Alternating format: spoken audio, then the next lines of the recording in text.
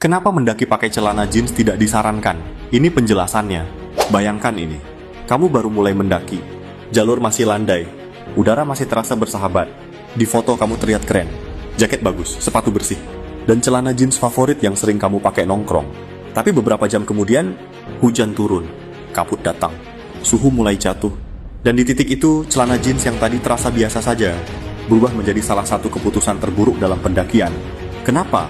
Hari ini kita akan bahas secara lengkap. Kenapa mendaki pakai celana jeans tidak disarankan? Bukan soal gaya, tapi soal keselamatan. Jeans memang terlihat normal. Banyak pendaki pemula berpikir, cuma celana, yang penting kuat jalan.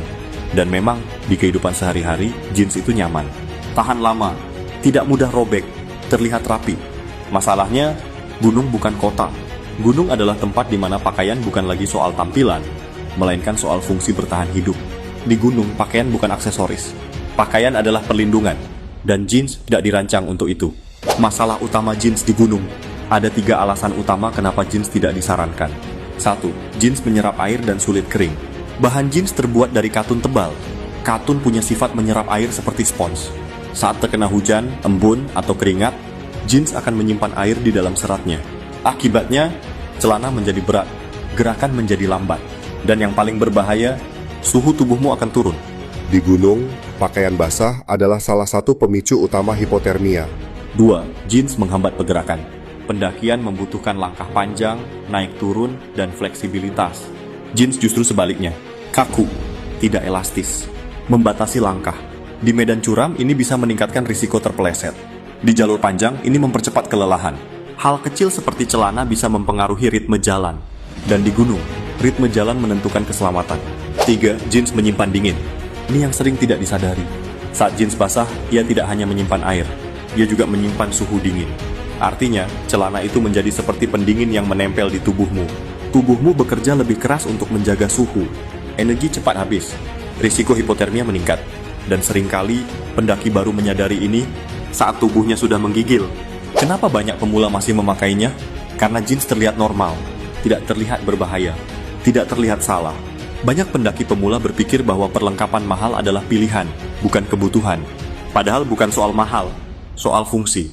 Celana trekking dirancang untuk cepat kering, ringan, fleksibel, menjaga suhu tubuh. Jeans tidak dirancang untuk itu. Jeans dirancang untuk gaya hidup kota, bukan untuk lingkungan ekstrem. Apa yang terjadi saat jeans jadi masalah? Masalahnya bukan muncul di awal. Masalah muncul saat kondisi berubah, saat hujan datang, saat suhu turun, saat perjalanan lebih lama dari rencana. Di situ celana bukan lagi soal nyaman atau tidak. Celana menjadi soal apakah tubuhmu bisa bertahan. Pendaki berpengalaman tahu, bahaya di gunung jarang datang dari hal besar. Ia datang dari keputusan kecil, yang dianggap sepele. Seperti memilih celana. Apa alternatifnya? Kalau bukan jeans, lalu apa? Gunakan celana trekking berbahan nylon, polyester, soft shell ringan. Bahan seperti ini lebih cepat kering, lebih ringan, lebih fleksibel, dan tidak menyimpan dingin. Tidak harus mahal, yang penting fungsional. Di gunung, fungsi selalu lebih penting daripada tampilan. Mendaki gunung bukan soal terlihat keren di foto. Mendaki adalah soal keputusan kecil yang menentukan apakah perjalananmu aman atau tidak. Celana jeans bukanlah larangan, tapi tidak disarankan karena risikonya nyata. Gunung tidak pernah menuntut kita tampil sempurna. Gunung hanya menuntut kita siap, dan kesiapan sering dimulai dari hal paling sederhana, seperti memilih celana yang tepat. Kalau kamu pernah mendaki pakai jeans, tulis di komentar pengalamanmu. Dan kalau kamu kenal teman yang masih berpikir jeans itu aman, bagikan video ini ke mereka. Karena di gunung, pengetahuan kecil bisa jadi penyelamat besar.